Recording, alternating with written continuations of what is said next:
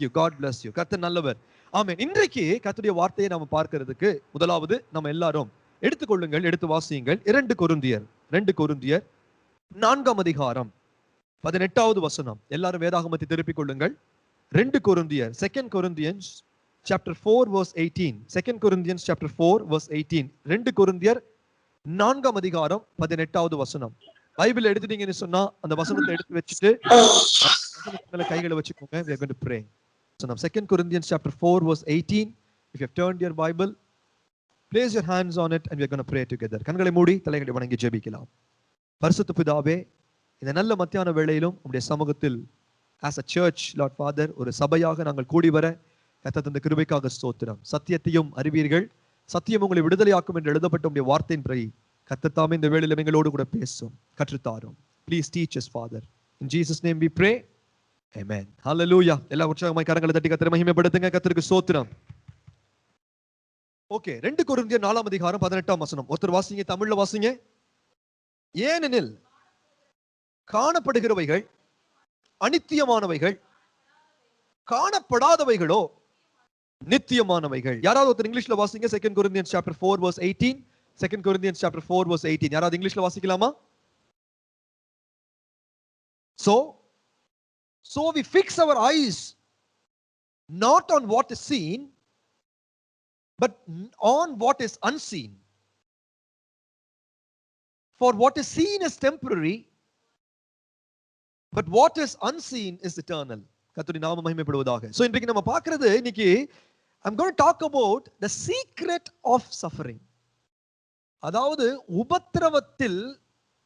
உபத்திரவத்தின் ரகசியம். சரிதானா? இன்றைக்கு நான் பேச போகிற தலைப்பு வந்து என்னன்னு சொன்னா, சஃபரிங்கை பத்தி நான் பேசல. There is a secret hidden in suffering. உபத்திரவத்துக்குள்ள ஒரு ரகசியம் மறைத்து வைக்கப்பட்டிருக்கிறது. அந்த உபத்திரவத்துக்குள்ள என்ன இருக்குது? ஒரு சோதனைக்குள்ள ஒரு ரகசியம், ஒரு சீக்ரெட், ஒரு ரகசியம் மறைத்து வைக்கப்பட்டிருக்கிறது. அந்த ரகசியம் என்ன என்பதை நான் இன்னைக்கு உங்களுக்கு வேதாகமத்தின் அடிப்படையில காண்பித்து கொடுக்க போகிறேன். I'm going to show you a secret that is hidden within suffering. அப்ப முதல் first காரியம், when we start, see, the reason I asked you to read or memorize 2 Corinthians chapter 3. 2 Corinthians, அதாவது பைபிள் இருக்கிற ஒவ்வொரு புத்தகங்களும் ஒவ்வொரு அதிகாரங்களும், everything is important. Every book, every chapter is important. But in the 2 Corinthians நீங்க வாசித்து வரும்போது, this is a very important and a very unique book. 1 Corinthiansல சபையினுடைய சில சீர்கேடுகள், அதாவது சர்ச்ல இருந்த சில சீர்கேடுகள், சர்ச்ல இருந்த சபையில இருந்த சில காரியங்கள், தவறாய் இருந்த காரியங்கள், what were not right in the church, Paul instructs them to turn back to God. ஆண்டவரை திரும்பி பார்க்கும்படியாக, தங்களுடைய வாழ்க்கையை கிறிஸ்துவுக்குள்ளாய் அமைத்துக் கொள்ளும்படியாக உற்சாகப்படுத்துகிறார். And he is also clarifying on a few doubts that the people had in the church. சபையில இருந்த ஜனங்களுக்கு இருந்த குழப்பங்களை தீர்த்து வைக்கிறார். 2 Corinthians is another, it's a different kind of book. இரண்டாவது கொரிந்தியர் புத்தகத்தை பாத்தீங்கன்னா கொஞ்சம் சற்று வித்தியாசமானது. And in this, Paul is appealing to the church on the basis of his own suffering. Pavul தான் கடந்து செல்கிற உபத்திரவத்தின் அடிப்படையில சபையை ஊக்கப்படுத்துகிறார் என்று சொல்லலாம். அதாவது தன்னுடைய உபத்திரவத்தின் அடிப்படையில ஒரு சோர்ந்து போய் பவுல், ஐயோ நான் இப்படி இருக்கிறேன்னு சொல்லி புலம்பல. he is not என்ன சொல்றதுன்னா, அவர் புலம்பல. அவர் என்ன செய்யறாருன்னு சொன்னா, he is saying that he is ஒவ்வொரு வசனத்தையும் வாசித்து பாத்தீங்கன்னா, he is trying to bring out the reason or the very purpose of what suffering is meant for. எதற்காக உபத்திரவம், எதற்காக சோதனைகள், எதற்காக பாடுகள் என்கிற காரியத்தை தன்னுடைய வாழ்க்கையை அடிப்படையாக வைத்து, okay, on the basis of his own life, he is taking that as an example and he is teaching people what he learned from God himself. ஆண்டவரிடத்திலிருந்து தான் கற்றுக்கொண்டதை ஜனங்களுக்கு அதை கற்றுக் கொடுக்கிறதை நாங்கள் 2 கொரிந்தியர் புத்தகத்துல வாசிக்க முடியும். இந்த 2 கொரிந்தியர்ல தான் 12ஆம் அதிகாரத்துல நீங்க வாசிக்கும் போது எல்லாருக்கும் தெரிந்த வசனம், என் கிருபை உனக்கு போதும், பலவீனத்தில் உன் பலன் பூரணமாய் விளங்கும். நீங்க எல்லாரும் இல்லையா, in your weakness my strength is sufficient for you, my strength will be made complete in your weakness. அப்படின்னு 2 Corinthians chapter 12:9ல வேதத்தை வாசிக்கிறோம். And every one of you will know this verse, but you have to read all around it. It is just taking one verse doesn't sort the purpose. It's a part of a puzzle. Bible பொறுத்த வரைக்கும் it's all if you just take, see, daily ஒரு ஆசீர்வாதமான ஒரு வசனத்தை உங்களுக்கு நான் அனுப்பலாம். I can send you a message which is fine. I'm not against it at all, right? Every word of God is blessing, இல்லையா? அதுக்கு நான் எதிராளியே கிடையாது. வாக்குத்தத்தங்களுக்கு நான் எதிராளியே கிடையாது. எல்லாமே வாக்குத்தத்தங்கள் தான். புரியுதா? அதே மாதிரி ஒவ்வொரு வசனங்கள், தின வசனங்கள், தின தியானங்களுக்கு நான் எதிரா எல்லாமே ஆசீர்வாதம் தான். ஹalleluya. But if we cannot just dwell on those one verses and we cannot அத தனித்தனியா நம்ம அந்த அடிப்படையில மட்டும் we have to know the whole basis. அந்த மத்த பசில் சின்ன சின்ன பீசஸ் இருக்கும் பாருங்க. ஒரு கலர் இருந்தா நல்லா பச்சை colour, green colour, I like it very much மட்டும் பார்த்துட்டு இருக்க முடியாது. But if you put all the puzzle together, all the pieces together, that is what gives the full picture and that is what is the completion. அதுதான் ஆசீர்வாதம். ஆகையினாலதான் வேதாகமத்தை நாம வாசிச்சு பழகணும். ஒரு பிரசங்கத்துல உங்களுக்கு ஒரு 4-5 வசனத்தை சொல்லி கொடுக்கலாம். இந்த பைபிள் ஸ்டடி அதுல இருக்கிற சில அடிப்படைகளை சொல்லி கொடுக்கலாம். சரியா?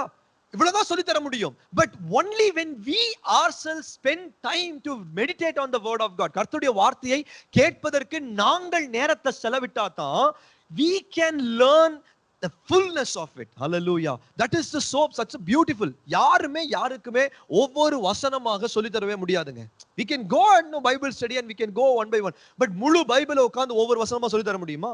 We cannot do it. And that is why God meets each one of us. See, one side God meets one of us, or God has put each one of us as a fellowship. இல்லையா? ஒரு ஐக்கியத்துல தேவன் நம்மை வைத்திருக்கிறார். And this fellowship is very very important. And also equally God doesn't leave it there. God also meets each one of us individually. நம்மை தனித்தனியாகவும் தேவன் நம்மை சந்திக்கிறார். And both of them have to go on together. ரெண்டுமே நமக்கு ஒன்றாய் செல்ல வேண்டும். அதாவது ஒரு ஐக்கியமும் நமக்கு தேவை, அதே நேரத்தில் அவரோடு கூட தனிப்பட்ட உறவும் நமக்கு தேவை.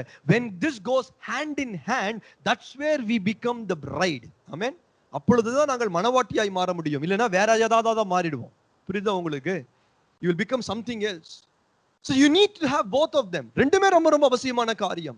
அப்ப இந்த வசனத்தை பார்க்கும்போது இன்றைக்கு உபத்திரவத்தில் இருக்கிற ரகசியம் என்ன? What is the secret hidden in the suffering என்று பார்க்கும்போது முதலாவது இந்த 2 கொரிந்தியர் 4ஆம் அதிகாரம். This is what you are memorizing. That's why I asked you to memorize this chapter. This is a very important chapter. And again இத பாத்தீங்கன்னா first வசனத்தை வாசிக்கும் போதே you will need to read the before chapter, the chapter before. ஏன்னா என்னங்கறத நீங்க பார்க்கணும். கடைசி வசனத்தை வாசி முடிக்கும் போது that is not complete as well. You have to go into the next chapter as well. இந்த அதிகாரம் ஒரு மத்தியில் இருக்கிற ஒரு அதிகாரம். So memorize பண்றது only 4 நீங்க memorize பண்ணுங்க. But when you find time, read the others as well, because all of that together is very important. புரியுதா உங்களுக்கு? ரைட். இப்ப பாருங்க, இன்றைக்கு suffering ஆரம்பிக்கிறேன். But I'm going to go into a different side and then I'm going to come back into, I'm going to finish the message with the secret. What is the secret behind suffering? இங்க நான் காண்பிக்க போறேன். அதற்கு அடிப்படையா நம்ம பார்க்க வேண்டிய வசனம், நீங்க வாஸ்த வசனம் 2 கொரிந்தியர் 4:18 என்ன சொல்லுதுன்னு சொன்னா, so we fix our eyes not on what is seen but on what is unseen, since what is seen is temporary but what is unseen is eternal. ஏனெனில் காணப்படுகிறவைகள் அநித்தியமானவைகள், காணப்படாதவைகளோ நித்தியமானவைகள். So what you see, நம்ம பார்க்கிற ஒவ்வொன்றும், வேதாகமம் சொல்லுது, நீங்கள் பார்க்கிற ஒவ்வொன்றுமே is seen. இல்லையா? நம்ம பார்க்கிற ஒவ்வொன்றுமே நாம பார்க்க கூடியவைகளாய், நானும் நீங்களும் காணக்கூடியவைகளா இருக்கிறது. And every single one of that is temporary. அவைகள் அநித்தியமானவைகள். இந்த உலகத்தில் இருக்கிற நம்ம பார்க்கிற ஒவ்வொரு காரியங்களும், whatever you see, today's relationship, இன்னைக்கு உங்களுக்கு இருக்கிற relationships, சரிதானா? Until you live in this world, that is very important. ஆனா everything is temporary.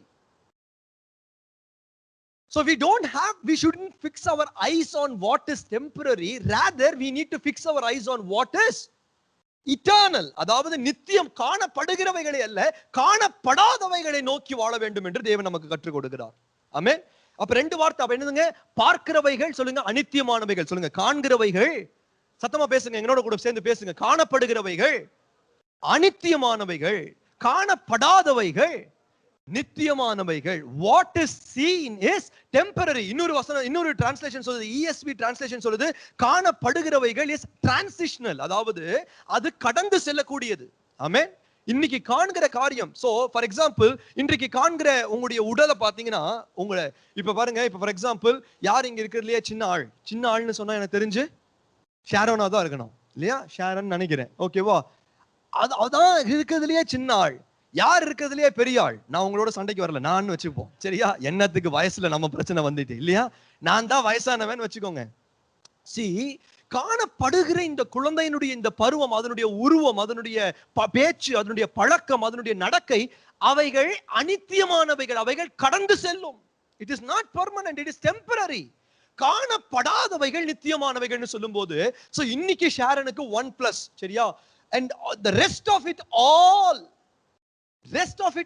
எல்லாம் பாத்தீங்கன்னு சொன்னா, இட் இஸ் நாட், நாளைக்கு என்ன தெரியாது நமக்கு, நாளானைக்கு என்ன தெரியாது நமக்கு, நெக்ஸ்ட் இயர் என்ன நமக்கு தெரியாது. So what is unseen, that is eternal. You can never define eternity by words. You can never define eternity by count.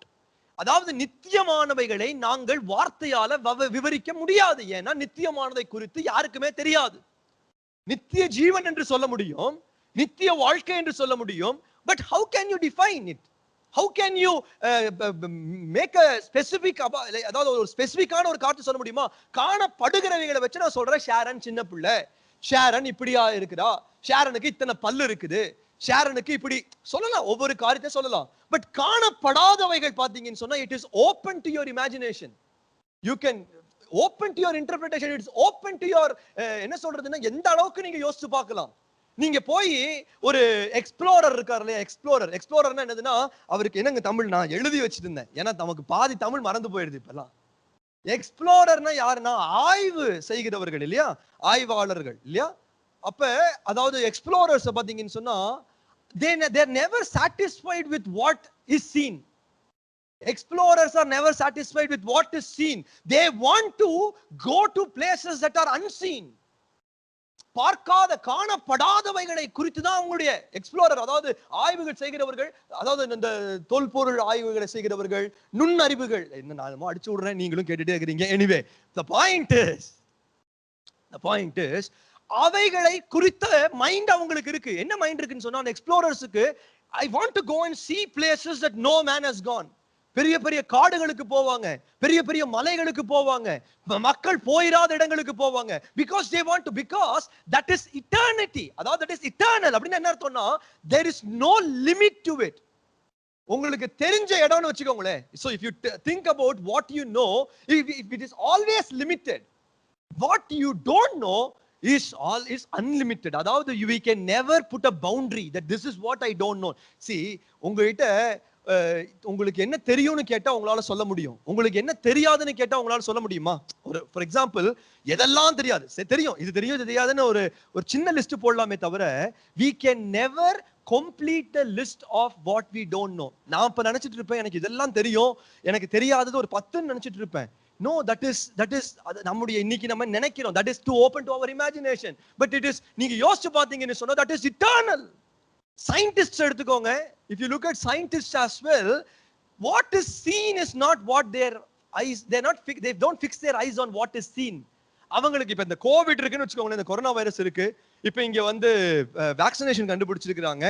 இதற்கான ரிசர்ச் எல்லாம் பாத்தீங்கன்னு சொன்னா, இந்த கொரோனா வைரஸ், கோவிட் ரிசர்ச், இந்த வைரல் ரிசர்ச்சஸ் எல்லாம் பாத்தீங்கன்னு சொன்னா, is not something that just starts when a problem hits. They are looking into the unseen. காணப்படாதவைகளை, இப்படி ஒன்று வரலாமா, இப்படிப்பட்ட ஒரு வைரஸ் வந்துச்சு, சார்ஸ்னு ஒரு வைரஸ் வந்துச்சு, இப்படிப்பட்ட ஒரு காரியம் வந்துச்சு. கோவிட்லயே நிறைய இருக்குது, கொரோனா வைரஸ்னே it's a category. அதுலயே பல காரியங்கள், பல different types of things can be there. அப்ப they look at what is unseen. காணப்படாதவைகளை நோக்கி. இதெல்லாம் ஒரு உதாரணம். இந்த உலகத்தை நீங்க உங்களுடைய லைஃபை பாத்தீங்கன்னு சொன்னா, your life, God has beautifully defined your life in that way. Nobody knows what is in tomorrow. யாருக்காவது தெரியுமா நாளைக்கு என்ன இருக்குதுன்னு சொல்லி? நம்முடைய வாழ்க்கையவே தேவன் அப்படிதான் அமைத்திருக்கிறார். Nobody knows.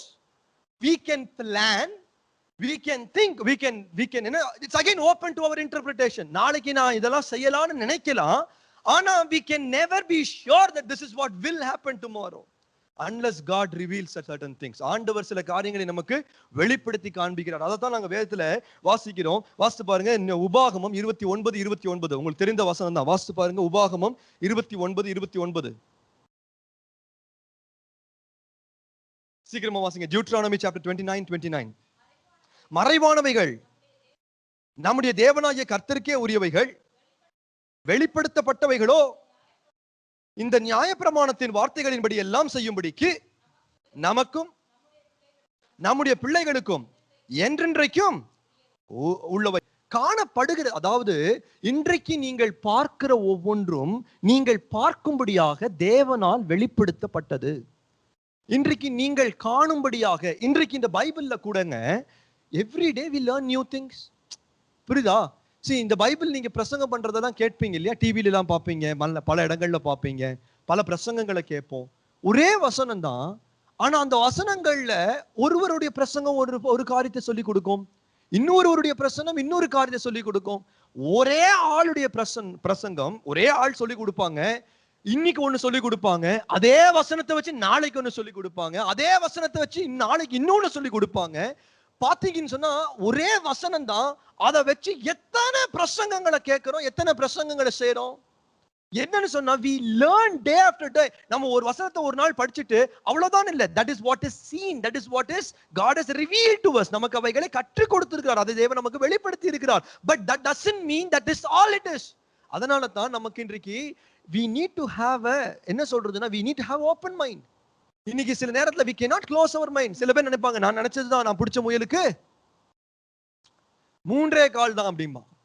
ஏன் அப்படியே சொல்றீங்க அப்படின்னு சொன்னா, நான் பார்த்திருக்கிறேன். What is seen is temporary, what is seen is what is revealed. ஆனா what you have not seen, அது கர்த்தருக்கே உரியவைகள். ஹல்லேலூயா. அப்படின்னு சொல்லும்போது, why I am talking about this? I started off with what? The secret hidden within suffering, இல்லையா? உபத்திரவத்திற்குள்ள மறைந்திருக்கிற ரகசியம் என்னன்னு. ஆனா அதை நம்ம புரிஞ்சுக்கணும்னா, இன்னைக்கு நம்முடைய மைண்ட் செட் எங்க இருக்கணும்னா, காணப்படுகிறவைகள் அனித்தியமானவைகள்ங்கிறத நம்ம முதலாவது ஏற்றுக்கொள்ளணும். அதை ஏற்றுக்கொண்டாதான் சஃபரிங்க குறித்து பேசவே முடியும். ஏன்னா if you don't understand that, you will think what you are facing today in forms of any suffering is permanent, but it is not.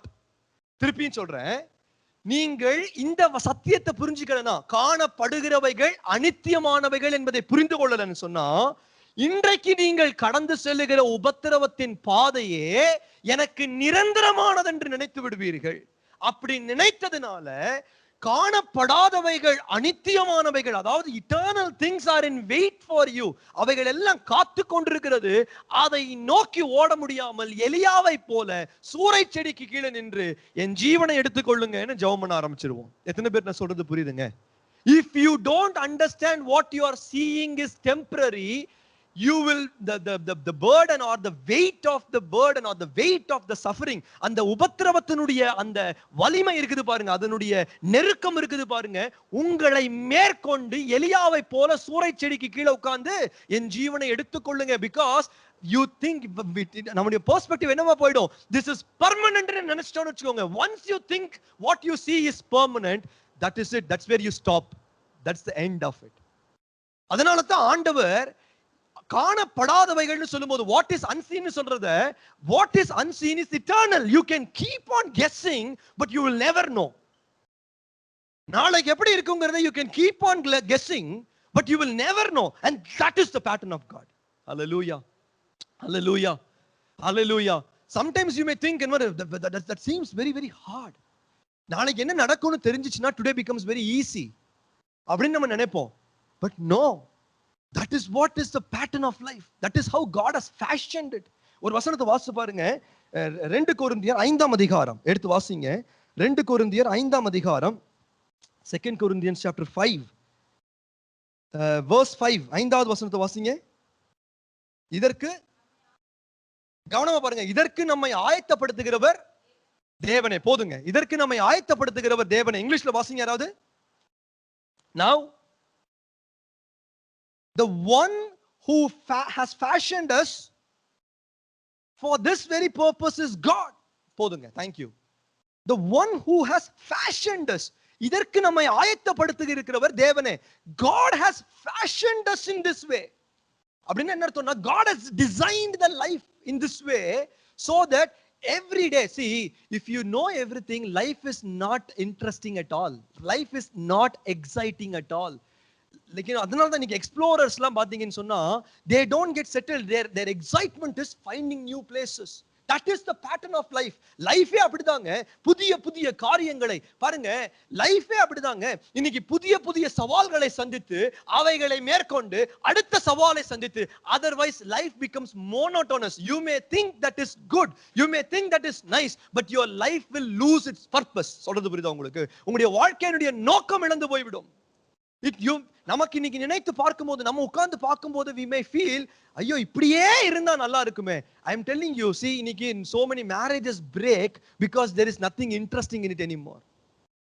இன்னைக்கு பல திருமண வாழ்க்கைகள் பாதியிலே நின்று விடுகிறது. ஏனென்றால் அதுல எக்ஸைட்டிங்கா இதுக்கு மேல ஒண்ணுமே இல்ல. Because what they think is what is seen is temporary. And so we have to work towards what is unseen. யோசிக்காம காணப்படுகிறவைகள் அநித்தியமானவைகள், இது இல்ல, காணப்படாதவைகளுக்கு நம்ம போகணுங்கிற அந்த இன்ட்ரெஸ்டிங் எக்ஸைட்டிங்கான ஒரு வாழ்க்கையை நம்ம இழந்து போயிட்டோம்னா மனுஷனுடைய இருதய துடிப்பே இருக்குதுங்க. இருதய துடிப்பே இருக்குது. ஆண்டவர் எப்படி வச்சிருக்காரு அந்த இருதய துடிப்பை? See, that is the rhythm of life, beat of life. Life has to keep going. Life has to clock. பாத்தீங்கன்னா time has to keep ticking. அப்படின்னு சொன்னா என்ன அர்த்தம்னா, see, what you see is never permanent. It's always temporary. நீங்க கொஞ்ச நேரத்துக்கு முன்னாடி time பார்த்திருப்பீங்க, 2 மணி இருக்கும், திருப்பி டைம் பார்ப்பீங்க 3 மணி ஆயிடும். Because it will move on. In the same way, உங்களுடைய வாழ்க்கையுடைய ஒவ்வொரு பகுதிகளும் என்றைக்கும் நிரந்தரமானவைகள் அல்ல. நீங்கள் இருக்கிற ஸ்தலங்கள், இருக்கிற காரியங்கள், கடந்து செல்லுகிற பாதைகள் எல்லாமே கடந்து போகக்கூடியவைகள். ஆனா நம்ம புரிஞ்சு கொள்ள வேண்டிய ஒரு காரியம் என்னன்னா, காணப்படாதவைகளோ நித்தியமானவைகள், அவைகள் கர்த்தருக்கு உரியவைகளா இருக்கிறதுனால, if it belongs to God, anything that belongs to God is always going to be beautiful. எத்தனை பேர் சொல்ல முடியும் ஆண்டவருடைய கைகளில் ஒன்று இருக்குதுன்னு சொன்னா அது அழகாத்தான் இருக்க முடியும்? ஆமென், ஹல்லேலூயா. நன்மையான எந்த ஈவும் பூர்ணமான எந்த வரமும் எங்க இருந்து உண்டாகுதா? Every good and perfect gift is from அவர்கிட்ட இருந்து தான் வருது அப்படின்னு சொல்லும்போது whatever he has அப்படின்னு சொன்னா காண, so the whole eternity நம்ம நினைக்க கூடாது. நித்திய ஜீவன் என்று சொல்லும்போது the only thing we think is, okay, my life is done in this earth and I'm going to have eternity. You can never define eternity. Is from this point onwards, whatever is unseen, everything is eternity, and God has great plans for us. Hallelujah. எத்தனை பேர் சொல்றது புரியுதுங்க? இந்த பாயிண்ட நீங்க புரிஞ்சு கொள்ளலன்னு சொன்னா you can never look at suffering நமக்கு அது வருத்தமா தான் இருக்கும். பாருங்க, இப்ப இன்னொரு வசனத்தை வாசித்து பாருங்க. கர்த்தருடைய நாமம் மகிமைப்படுவதாக. பாருங்க, இப்ப நீங்க வாசிக்க வேண்டிய வசனம் ஆதியாகமம், Genesis chapter 2 verse 8 and 9. சீக்கிரமா வாசிக்கலாம். ஆதியாகமம் 2ஆம் அதிகாரம் 8வது வசனம் 9வது வசனம். தேவனாகிய கர்த்தர் கிழக்கிலே ஏதேனும் தேடத்தை உருவாக்கி தாம் உருவாக்கின மனுஷனை அதிலே வைத்தார். ஆமென். சரியா? ஆண்டவர் இந்த ஈஸ்ட் என்ன பண்ணாரு? ஏதேனுங்கிற ஒரு தோட்டம் இல்ல, கார்டன் ஆஃப் ஈடன், அதை படைச்சு தாம் உண்டாக்கின மனுஷனை, தாம் உருவாக்கின மனுஷனை அதிலே வைத்தார். Right? He brought man into it. ஓகேவா? அடுத்த வசனம். தேவனாகிய கர்த்தர் பார்வைக்கு அழகும் புசிப்புக்கு நலமுமான சகலவித விருட்சங்களையும் தோட்டத்தின் நடுவிலே ஜீவ விருட்சத்தையும் நன்மை தீமை அறியத்தக்க விருட்சத்தையும் பூமியிலிருந்து முளைக்க பண்ணினார். புரியுதா உங்களுக்கு? So God created so a lot of fruits that were good for sight and good for pleasing for eating, and he also placed 2 trees in the center of the garden. One was called tree of knowledge, other was called tree of life. Amen. புரியுதா உங்களுக்கு? இப்ப பாருங்க, tree of knowledge, tree of life. Tree of knowledge is what is seen, tree of life is what is unseen. கவனமா பாத்துக்கோங்க. everything is the same pattern. நீங்க ஆதியாகமத்தில இருந்து வெளிப்படுத்தின விசேஷம் வரைக்கும் வந்தீங்கன்னு சொன்னா, வெளிப்படுத்தின விசேஷம் finishes open ended அப்படின்னு சொன்னா என்னன்னா, giving us hope. வெளிப்படுத்தின விசேஷம் எப்படி நம்ம முடியுது? திறந்ததாய் முடிகிறது. எப்படி முடிகிறதுனா, ஒரு வெளிப்படுத்தின விசேஷத்தோட வாழ்க்கை முடியல. வெளிப்படுத்தின விசேஷத்தோட நம்ம படிக்கிறதோட கூட வாழ்க்கை முடியல. It gives us the hope of what is unseen. காணப்படாதவைகளை குறித்த நம்பிக்கையை நமக்கு தந்து அதோடு கூட வெளிப்படுத்தின விசேஷம் முடிகிறது. So it ends open ended. அப்படின்னு என்ன அர்த்தம்? இன்னும் உங்களுடைய வாழ்க்கையில பல காரியங்கள் கர்த்தர் நிறைவேற்றுவார் என்கிற ஒரு தைரியத்தையும் நம்பிக்கையும் தந்து நமக்கு ரெவலேஷன் முடிவடைகிறது. அப்ப இங்க பார்க்கும்போது ஃபர்ஸ்ட் ஆஃப் ஆல் ஆண்டவர் படைக்கும் போது கார்டனுக்கு நடுவுல 2 காரியத்தை வச்சிருந்தார். ஒன்று knowledge. Knowledge is based on what is seen. அப்படிதானே? So you build your knowledge based on what is, you can never build your knowledge based on what is unseen. இல்லாததை குறித்து எப்படி knowledge? இல்லாதது எப்படி தெரிய முடியும்? உங்களுக்கு தெரியாதது எப்படி தெரிய முடியும்? சொல்றது புரியுதா உங்களுக்கு? சொல்றது எத்தனை பேருக்கு புரியுதுங்க? எனக்கு தெரிஞ்சதை தான் குறித்து நான் அறிய முடியுமே தவிர தெரியாததை குறித்து அறிய முடியாது. புரியுதா உங்களுக்கு? இன்னைக்கு கணக்கு சொல்லி தராங்க, 1+1 2ங்கிற ஒன்று இருக்குது. அதைத்தான் நமக்கு தெரியும். அது எதை பேஸ் பண்ணி வந்துச்சு? லைஃப்ல ஓகே, ஒரு பழத்தை தான், 2 பழத்தை தான், 2 ஒண்ணு சேர்ந்தா என்னது? வாட் இஸ் சீன், அதை பேஸ் பண்ணி தான் நம்ம நாலேஜ் வளர முடியும். So the knowledge is based on what is seen. Tree of knowledge is equal to what is seen. What is seen is temporary. நல்லா ஞாபகம் வச்சுக்கணும். காணப்படுகிறவைகள், எத்தனை பேர் சொல்றது புரியுதுங்க? I wish if there was time for me to explain this on and you stayed until 8 o'clock in the night. I know you will. நீங்க எல்லாம் இருப்பீங்கன்னு எனக்கு தெரியும், நம்பிக்கை இருக்கு. ஆனா நம்ம அப்படி இருக்க முடியாது பாருங்க. சோஷியல் டிஸ்டன்சிங், நம்ம ஒரே இடத்துல ரொம்ப நேரம் இருக்க முடியாது. அதனால இந்த பிரசங்கத்தை நான் முடிக்கணும். அதற்காக நீங்கள் எனக்கு உதவி செய்யணும். என்ன செய்யணும்? கொஞ்சம் உற்சாகமா புரிஞ்ச மாதிரியா தலையை ஆட்டுங்க. Because this is a very important subject. What is seen versus what is unseen. காணப்படுகிறவைகள் பாருங்க, நன்மை தீமை அறியத்தக்க விருட்சத்தின் கனி, ட்ரீ ஆஃப் நாலேஜ், காணப்படுகிறது. அது காணப்படுகிறவைகள், அதை குறித்திருக்கிறதான அந்த நாலேஜ், அது எப்படியா இருக்குதா? is seen which is temporary. காணப்படாதவைகளோ, லைஃப் பத்தி சொன்ன ட்ரீ ஆஃப் லைஃப் இல்லையா, ஜீவ விருட்சம், தட் இஸ் ஓபன் எண்டட். அதை குறிச்சு இவங்க அறியவே முடியாது. அதனுடைய பேசிஸ் என்ன, அதனுடைய என்னென்னலாம் அதுக்குள்ள இருக்குது, யாராலையும் கண்டுபிடிக்க முடியாது. பிகாஸ் லைஃப், நான் சொல்லிட்டேன், life is eternal. Every single day you find out what is for this day. இல்லையா? இன்றைக்கு இப்ப எனக்கு தெரியும், டுமாரோ பத்தி எனக்கு தெரியாது. ஈவன் 1 ஹவருக்கு அப்புறம் என்ன நடக்க தெரியாது. ஈவன் 1 மினிட்டுக்கு அப்புறம் என்ன நடக்க தெரியாது. So it is open. So tree of knowledge is seen, which is temporary. Tree of life is unseen, which is eternal.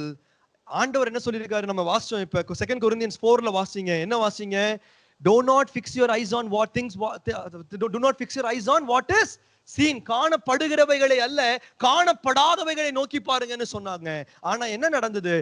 Eden தோட்டத்துல காணப்படுகிறதை பர்மனன்ட்னு நினைச்சு அதை புரிஞ்சிக்காம தொட்ட ஒண்ணு என்ன ஆயி போச்சுன்னா, காணப்படாதது அவங்களுக்கு என்ன ஆயி போச்சு? அதற்கு போகக்கூடிய வழிகள் அவர்களுக்கு அடைக்கப்பட்டது. ஹல்லேலூயா. When you get fixated on things that are temporary, you lose your options of, அதாவது என்ன சொல்றது, you lose your life full of excitement. அப்படின்னா ஒரு கணவன் மனைவி இருக்கிறாங்கன்னு வச்சுக்கோ, this is the common example, ஓகேவா? temporary thingsல if you get hold on to temporary things, அவர் என்ன எப்படி பேசுறார் தெரியுமா பாஸ்டர் அப்படின்னு சொல்லுவாங்க. அப்படி பேசும்போதே அவங்கள பார்க்கும்போது சாவித்திரி மாதிரி இருக்கும். கணவர்கிட்ட போய் பேசும்போது அவங்க என்ன எப்படி பேசுனாங்க தெரியுமா பாஸ்டர், அப்படி சிவாஜி கணேசன் மாதிரியா அவர் பேசுவார். இப்படி எல்லாம் பேசுவாங்க. என்ன சொல்ல வரேன்னு சொன்னா, see, if you get fixated on what is seen, காணப்படுகிறத ஓவர் அதே பர்மனன்ட்னு நினைச்சிட்டோன்னு சொன்னா, you never give a chance for the next person. Hallelujah. You never open up for the next thing to happen. But that is what is exciting in life. அதனால தான் ஆண்டவர் எல்லாரையுமே பர்ஃபெக்டா படைக்கல. உங்களை பாருங்க, ஹஸ்பண்டையும் வைஃபையும் ரோபோட்டா படைச்சு, ஹஸ்பண்டையும் வைஃபையும் சில பேர் சொல்றது பாஸ்டர் அப்படித்தான் இருக்கிற மாதிரி இருக்குது. ஹஸ்பண்டையும் வைஃபையும் ரோபோட்டா ஆண்டவர் படைச்சு ப்ரோக்ராம் பண்ணி, நீ டெய்லி அவளுக்கு ஒரு கிஸ் கொடுக்கணும், நீங்க என்ன பண்ணணும், டெய்லி அவருக்கு ஒரு கிஸ் கொடுக்கணும்னு ப்ரோக்ராம் பண்ணியிருந்தாருன்னா ஒண்ணுமே பண்ண முடியாது. காலைல எழுந்திரிச்சோடனே ஒன்லி கிஸ் தான், நைட்ல ஒன்லி கிஸ் தான், வேற வழியா கிடையாது. there is no other option. பாருங்க, you are already programmed. ஆனா God has defined us with free will, and so our life is open. Hallelujah. We learn things on the go. We have chance to correct ourselves. We have the chance to learn from our mistakes. Otherwise, things that are unseen, the things that are seen will become permanent. சொல்றது புரியுதா இல்லையா?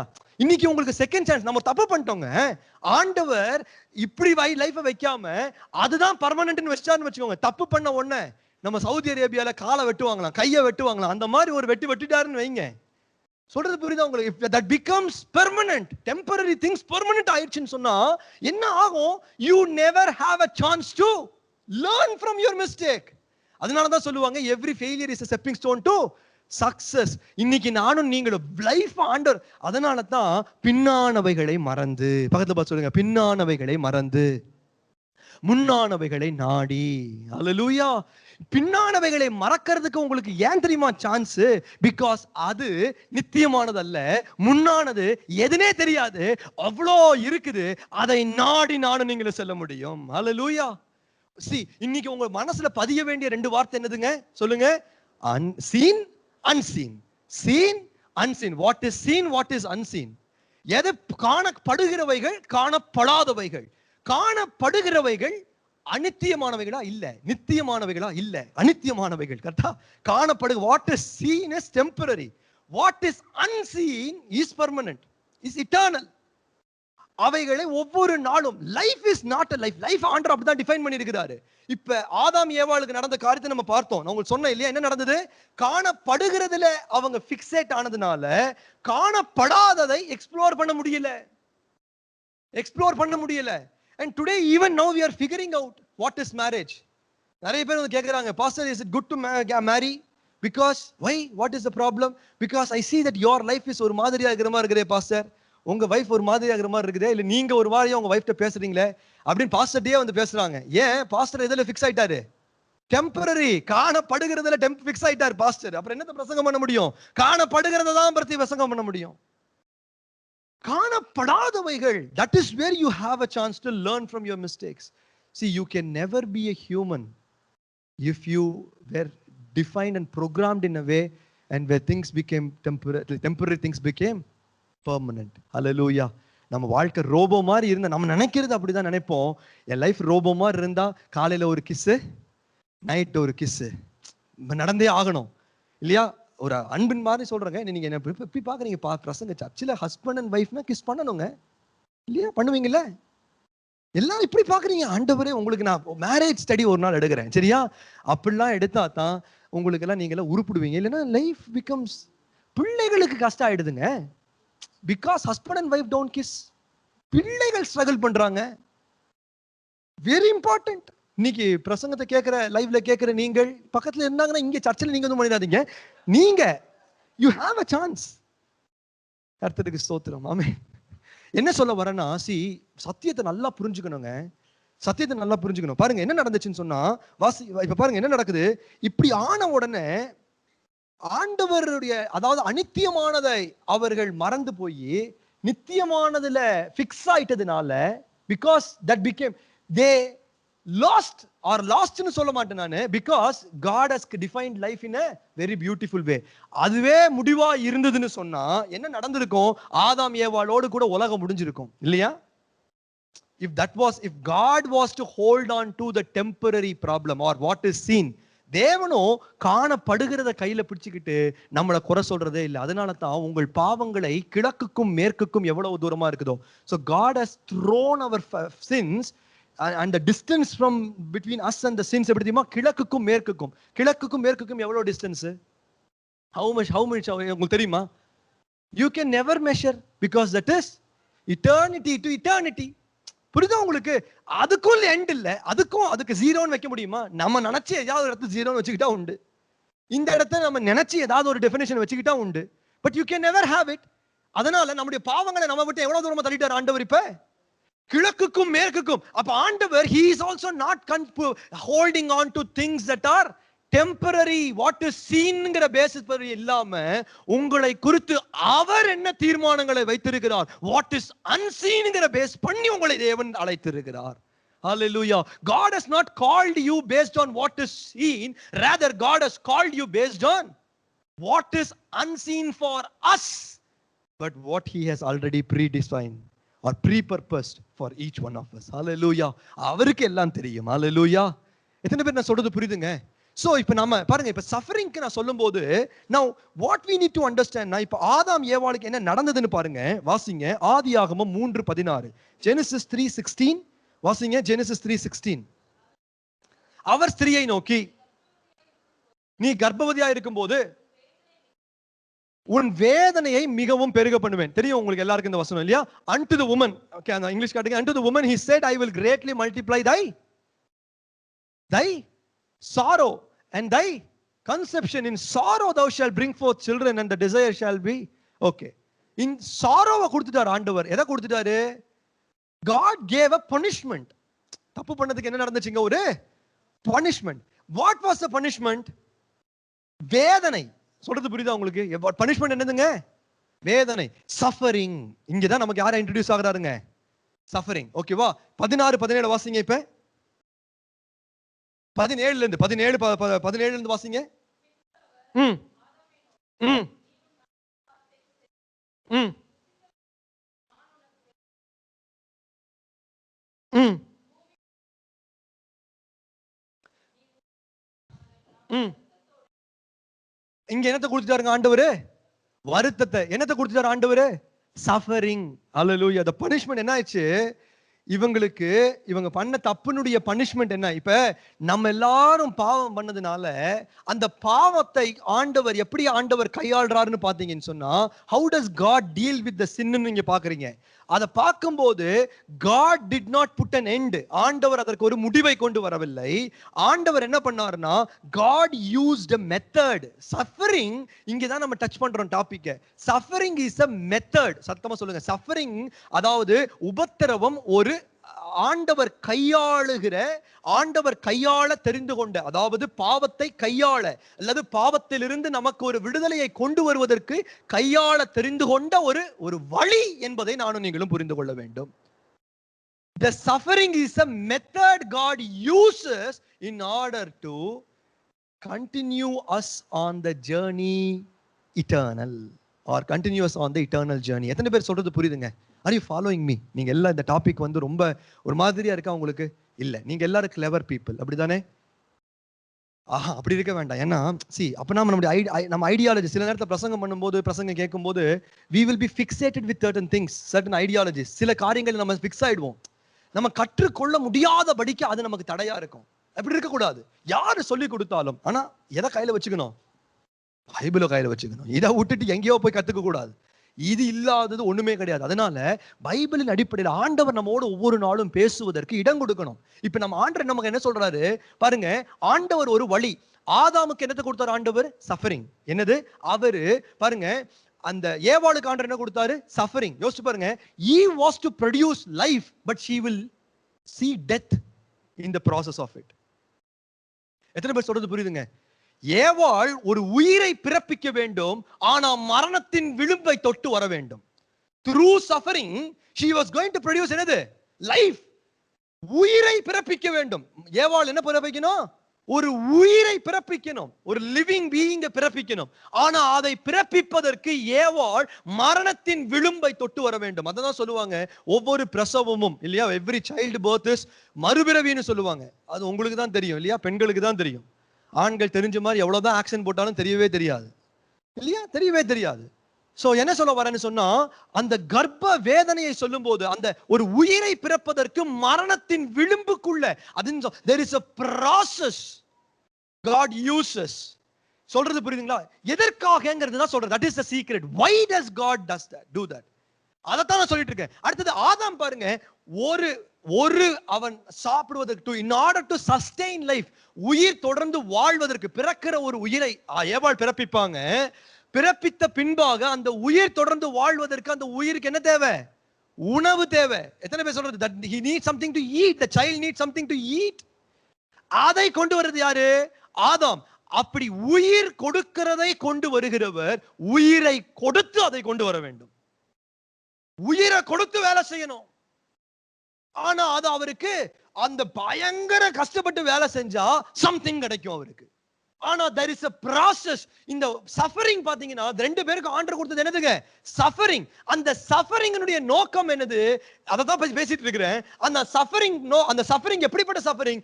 ஒரு நன்மையான ஒரு காரியத்தை பிறப்பிப்பதற்கு அது ஒரு உபத்திரவத்தின் பாதையில கடந்து செல்லணும். and now ஏன் ஆண்டவர் அதை செய்தார் என்பதை தான் நானும் நீங்களும் புரிந்து கொள்ள வேண்டும். எதற்காக இந்த உபத்திரவம் என்பது நம்ம சைடுல இருந்து பார்க்கும்போது கஷ்டமானது.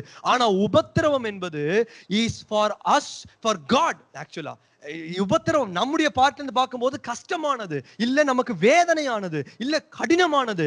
ஆனா உபத்திரவம் தான் ஆண்டவருடைய பார்வையில இருந்து எப்படி தெரியுமா?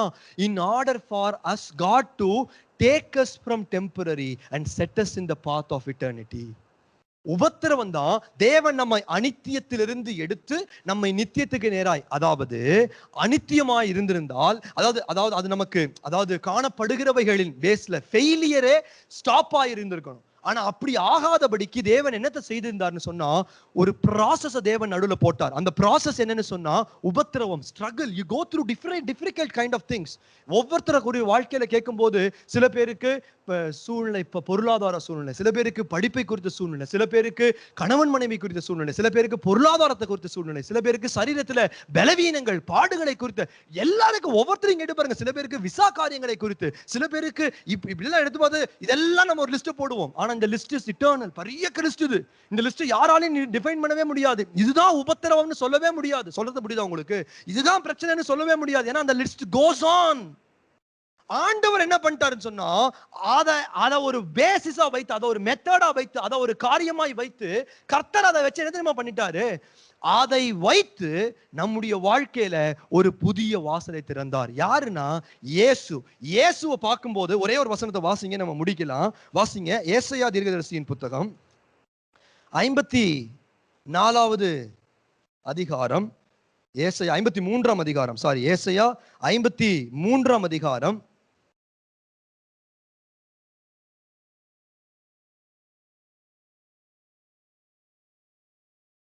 7வது வசனத்துல இருந்து வாசிங்க. அவர் எப்படி இருந்தாரா?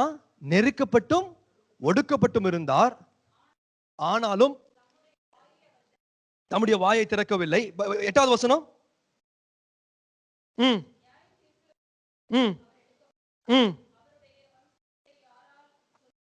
கர்த்தருக்கு ஸ்தோத்திரம். 3வது வசனம், 3rd verse.